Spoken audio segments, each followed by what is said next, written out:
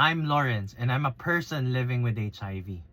Mahigit 250,000 naman ang people living with HIV sa Pilipinas ngayon. At kung magpatuloy ang bilis ng infection, maaaring umabot ito sa halos 250,000 sa 2030. And yes, kabilang ako sa 252,800 na person living with HIV dito sa bansa. And I know that the progress of newly diagnosed HIV cases here in the Philippines continues to grow. Pataas siya ng pataas at pabata ng pabata ang nagkakaroon ng HIV.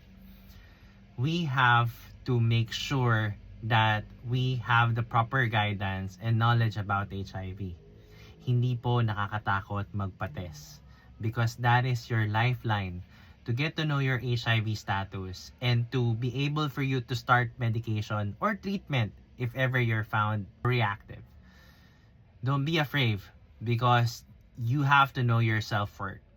And me, as a person living with HIV for 12 years, I had that kind of opportunity when I got to accept myself that I will be living the life that I have right now as a person living with HIV. It's never easy. Hindi naman siya talaga madali. Dahil maraming pagsubok na dadaan. Maraming depression, anxiety na possible na maranasan. Pero ang unang-unang yung tatandaan ay dapat mahalin nyo yung sarili nyo.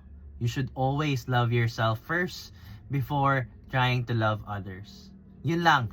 At sana get tested to know your HIV status and be protected whenever you're having sexual encounters.